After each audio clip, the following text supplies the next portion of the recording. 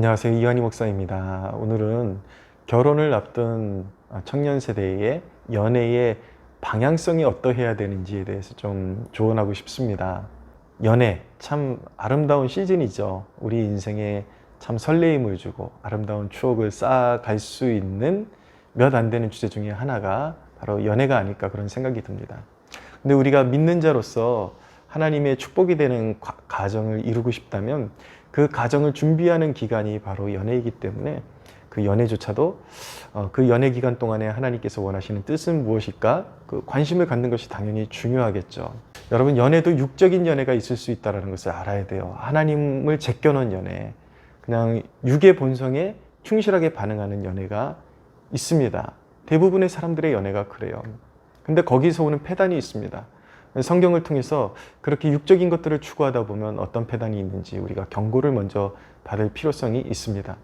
창세기 34장에 보면 야곱의 딸 디나가 그 땅에 그 추장인 세겜이라는 사람에게 강간을 당하는 불행을 겪게 됩니다. 믿음의 족장 야곱의 딸입니다. 연애같이 이렇게 달콤한 주제를 논하면서 왜 그렇게 험한 예를 갖고 나오느냐, 그렇게 반문할 수도 있겠지만 매우 중요한 여기에 통찰이 담겨 있습니다. 디나가 왜 세상에 무너지는, 영적으로 무너지는 일을 경험해야 됐을까? 성경은 분명히 거기 원인이 있다라고 말씀하고 있는 것이거든요. 성경은 말씀하기를 디나가 그 땅의 딸들을 구경하러 나갔다가 그렇게 됐다라고 말씀하고 있습니다. 짧은 구절이고 누구나 그렇게 살만한 것 아니야? 그렇게 생각할 수 있겠지만 성경이 기록된 그 목적 자체가 우리의 구원에 관한 것이고, 왜 우리가 영적으로 넘어지게 되는가, 또 우리는 어떻게 하면 승리할 수 있는가, 그것을 우리에게 전달하는 중요한 책이 바로 성경이기 때문에 우리는 성령께서 그 성경을 통해서 우리에게 전달하시고자 하는 그 의미를 파악할 필요가 있는 것입니다. 디나가 왜 무너졌습니까? 그 땅의 딸들을 보러 나갔다라는 것은 이런 의미를 담고 있는 것입니다. 디나의 가치관과 그 생각의 중심에 영적인 것보다 세상의 것을 더 추구하고 따라하고 싶어하는 그 마음이 있었다라는 것이죠. 세상 그냥 구경거리를 따라 살고 안목의 정욕과 이생의 자랑을 위해서 그렇게 살아가다가 결국은 그런 불행한, 세상에 몸도 뺏기고 마음도 뺏기는 불행한 일을 당하게 되는 것입니다. 연애도 밀접한 관계가 있습니다.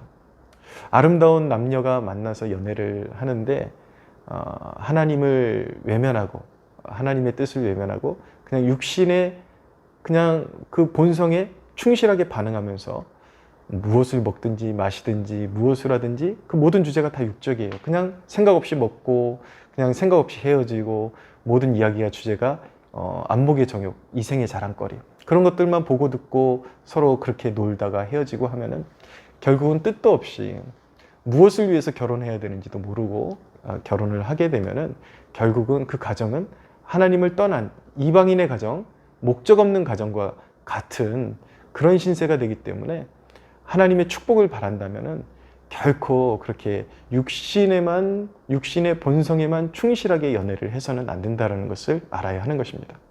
또 한 가지 경각심을 주는 말씀은 사무엘하 13장에 보면 다윗의 아들 암논이라는 아들이 나오죠. 암논이 자기의 이복누이 다말을 사랑하게 됩니다. 근데 그 사랑이 진정으로 영적이고 하나님의 뜻을 구하는, 가정을 이루고 싶은 그런 사랑이 아니라 육적인 것만 탐하는 그런 사랑이었어요. 그래서 암논이 결국은 다말을 차지하기 위해서 계략을 세워서 억지로 육신을 취하게 되죠. 잠자리를 하게 되면서. 근데 그 결과가 무엇인가? 아름다운 그런, 정말 암논이 원했던 그런 행복을 얻게 되었는가?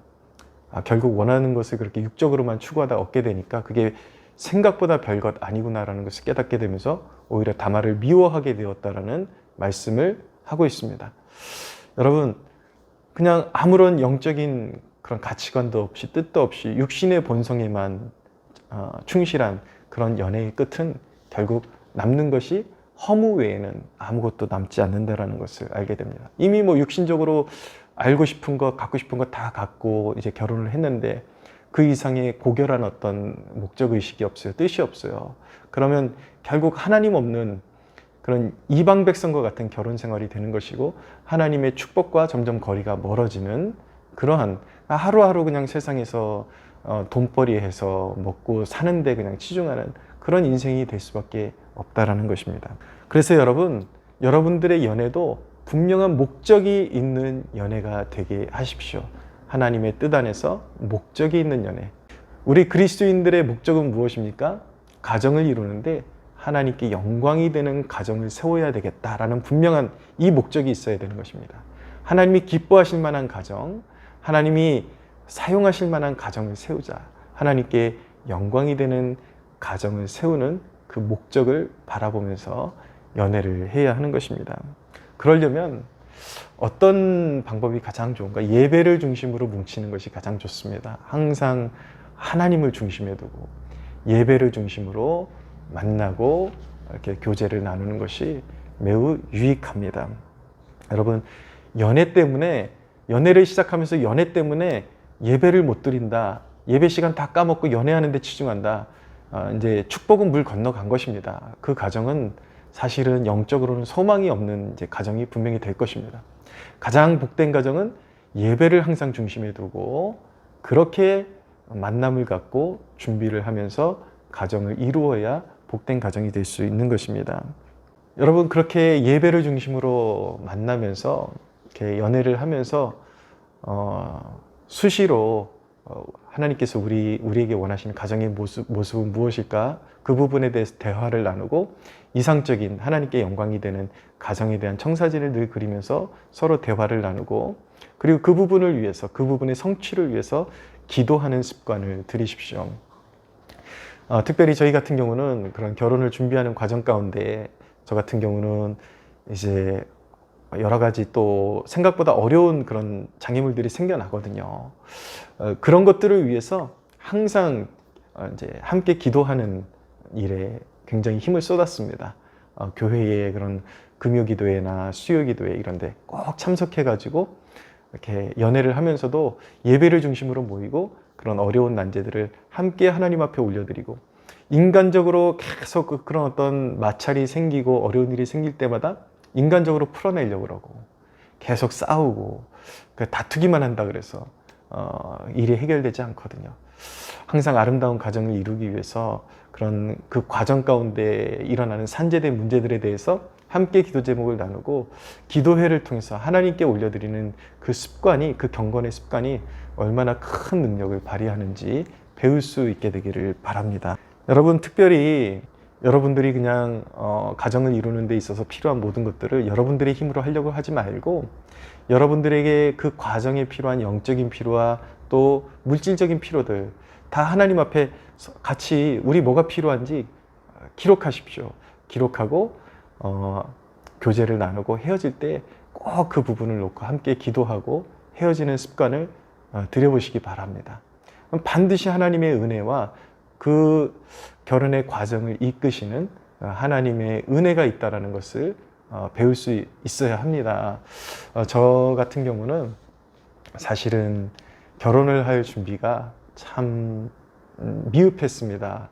저희 아버님이 40년 넘게 목회 생활 하시면서 늘 어려운 상황 가운데 있었고 저도 이렇게 한동안 이렇게 건강을 좀 잃고 수술을 여러 번 하고 그러면서 또 늦게 신학을 하면서 이렇게 어떤 재정적인 그런 자원적인 그런 부분이 너무 부족하고 결혼 준비가 전혀 안 돼 있었어요. 특별히 제일 문제가 결혼을 하면 살 집이 제일 문제였습니다. 보금자리가 없는데 우리 집에서 뭐 그런 걸 지원할 수 있는 그런 여건도 안 되고 오로지 바라볼 수 있는 분은 하나님밖에 없었습니다. 그래서 우리는 그런 어떤 보금자리 문제도 다 적어놓고 우리 필요를 다 적어놓고 항상 이렇게 교제한 다음에 헤어질 때 그 부분에 대해서 같이 노트를 보고 함께 하나님 앞에 올려드리는 시간을 가졌습니다.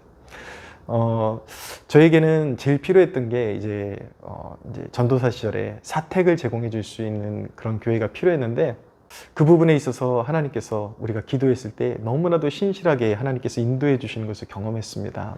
제가 이제 전임 전도사로 나갔던 그곳이 바로 영락교회인데 상당히 좀 당시에 경쟁률이 좀 있었습니다. 그래서 그곳에 사역을 갈 수 있을지에 대해서 조금 불분명했는데 원서를 내고 기다려도 소식이 없는 거예요. 분명히 언제까지 발표가 날 것이다라는 그런 공지가 있었는데 그 데드라인이 이미 지난데도 불구하고 아무 소식이 없길래 떨어졌구나. 그래서 참 암담했는데 어느 날 이렇게 성경을 읽고 있는데 마음속에 제 주관적인 그냥 체험을 말씀드리는 거예요. 그 교회를 한번 가봐라 라는 그런 마음의 감동이 있어서 뭐 이미 기간이 지난 것 같고 뭐 저에게 연락도 오지 않을 것 같은데 그래도 마음속에서 어떤 감동이 일어나길래 제가 지원한 교회에 가서 이렇게 계속 그 교회를 맴돌면서 기도를 했습니다. 이렇게 며칠을 그렇게 계속 가서 기도하고 하나님 여기 뜻이 있으면 이 산지를 나에게 주십시오라고 그렇게 기도했는데 며칠 지나고 나니까 이제 그만해도 되겠다라는 그런 생각이 들어요. 그래서 이제 도는 걸 이제 기도하는 걸 거기 현장에 가서 기도하는 걸 멈추고 왔는데 그 다음 날 뜬금없이 그 교회에서 면접을 오라는 그런 이제 소식을 듣게 되었습니다. 그래서 면접 가서 어쨌든 그런 과정 가운데 기가 막히게 하나님께서 이렇게 들어가게 해주셔서 우리가 신혼여행 결혼을 마치고 신혼여행 갔다가 한국에 도착하는 날이 그 교회에 이제 첫 출근을 하는 날과 딱 맞아떨어져 가지고 모든 것 하나하나가 하나님께서 예비하고 계시구나라는 것을 경험할 수가 있었습니다. 물론 저같이 이렇게 좀 극단적으로 어려운 경우도 있지만 말씀드리고 싶은 것, 이야기하고 싶은 것은 무엇이냐면 결혼을 준비하는 그 과정 가운데 있는 그 어떤 난제이든지 저는 목회자이기 때문에 또 그런 방식으로 하나님께서 인도해 주셨겠지만 여러분들의 삶의 처지와 환경과 또 여러분에게 가장 잘 맞는 방법으로 하나님께서 여러분들에게 영적인 피로, 육적인 피로 여러분들이 하나님 앞에 같이 간구하면서 왜 우리는 이런 거 없는 거야? 그렇게 하지 말고 그냥 하나님 앞에 정말 기도하면서 너무 허황된 것이나 허영에 가득 찬 것들이 아니라 진짜 필요한 것들을 하나님 앞에 정직하게 겸손하게 같이 적어서 뜻을 모아서 하나님 앞에 하나님이 원하시는 하나님께 영광이 되는 아름다운 가정을 우리가 추구하고 원합니다. 하나님 그 과정이 필요한 이 모든 것들을 허락해 주옵소서. 여러분들이 그렇게 함께 힘을 모아서 기도할 수 있다면 하나님께서 가장 선하고 아름다운 길을 보이실 줄로 믿습니다. 이런 목적이 있으면 이제 가정을 이루고 결혼을 하잖아요. 그럼 이제 어려움들이 온다고요. 어려움이 올 때에 하나로 묶어주신 그 섭리를 생각하게 됩니다. 이것이 우리가 하나님이 원하시는 가정을 만들어 나가는데 반드시 필요한 과정이구나라는 것을 깨닫고 그것을 통해서 서로 정죄하고 서로 타박하고 그러는 것이 아니라 하나님의 그런 선한 목적 가운데 우리가 부름받았으니까 함께 기도하며 또 헤쳐나갈 수 있는 그런 힘과 동기가 되는 것이죠. 그렇게 연애할 때부터 하나님을 추구했던 이 경건의 습관이 여러분들이 이제 결혼 후에 만나는 여러 가지 난관들, 난제들을 이기게 하고 극복하는 분명한 동기부여가 될 것입니다. 여러분들 주 안에서 하나님 안에서 분명한 목적을 가지고 하나님이 기뻐하실 만한 연애를 통해서 영광 올려드리고 또 아름다운 가정을 이루게 되는 축복까지 누리게 되기를 주님의 이름으로 축복합니다.